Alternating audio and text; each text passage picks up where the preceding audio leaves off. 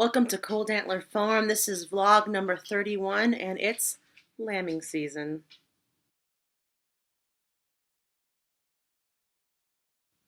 You know, most people are interrupted by phones or by dogs barking, but not here. We got a rooster behind the wood stove, and that's what's interrupting this video. So what you guys see here is a newborn, well, a couple days old, about a week old, Scottish blackface ram lamb. This here was born out of brick. It's one of twins. This one was easier to grab a hold of this morning when I was graining the sheep, and I kind of snuck away with him. So I wanted you to meet something this farm makes, which is lamb. That's what my phone sounds like. That's how loud my phone is. If you follow along on the blog at all, then you know what kind of week it's been here. It's been ups and downs. There was... Oh! So it's lambing season here at Cold Antler Farm, and what that means is a lot of vigilance. You got to keep track every couple of hours on the ewes outside, or even more often during these cold nights. Lambs are important here because they are a true bonus to this farm. There's a flock in the Adirondacks, there's a flock here in Cambridge, all that originated from the Cold Antler Farm flock. And I bought 5 Scottish blackface sheep back in 2010 or 11 when I got this farm. And since then, the 2 flocks that have spawned off of it, they each have 5 to 6 sheep each. And this farm now has 6 Scottish blackface and 2 wool sheep. Sal and Joseph are the only 2 pure long wool wethers left. What I have now is mostly Scottish blackface, which are sheep I raise for food. This here guy will either be lamb chops, or he'll be sold to someone who wants to buy him as a breeding animal, or to start their own flock of Scottish blackface. Oh yes, they are big and they are broad and they are beautiful and they're for sale. Just let me know. Annie, are you into it? Oh, hi. You looking me? Are you looking the lamb? Okay. How can I help you? What do you want?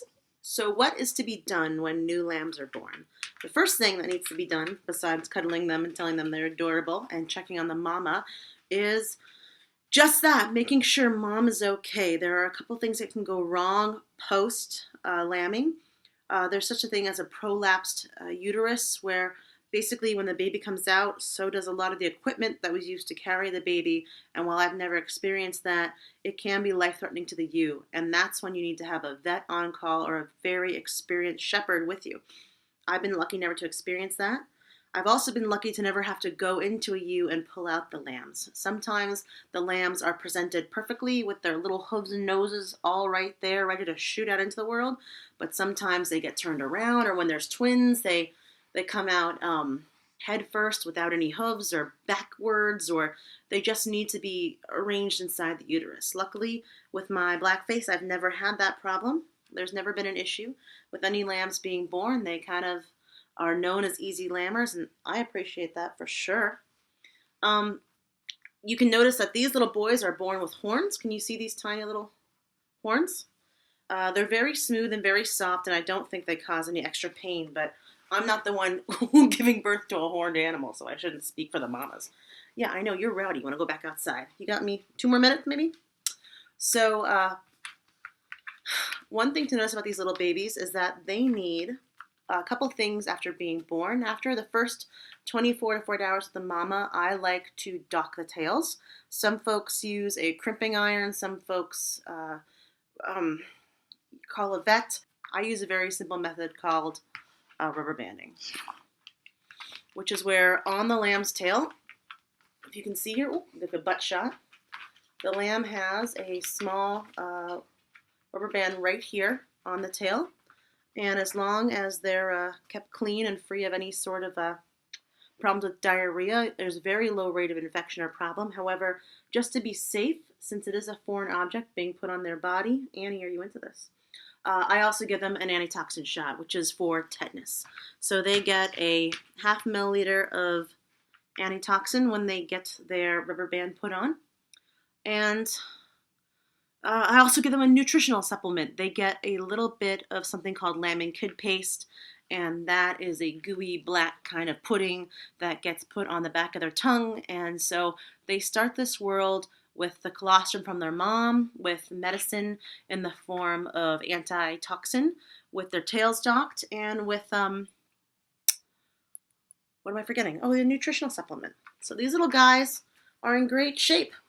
So it's a busy time of year and things are a little hectic, but as crazy as things have been personally, there's a lot of good and beautiful, blessed things around here. The babies are amazingly a gift to the soul. They lighten the mood around here. They remind you every time you go outside why I live this life and why I do what I do. Gibson is very invested in the little ones and has been keeping an eye on them as well. It's a good feeling. It really is. So thanks for watching this quick episode. Just wanted to update you with some adorable lambs and let you know what's going on here. As always, check on the blog for updates, personal and professional and otherwise. And again, I thank you for watching and I ask you to please subscribe to this channel. It makes all the difference.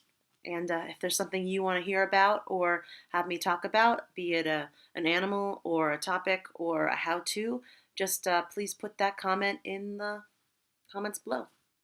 Thanks, guys.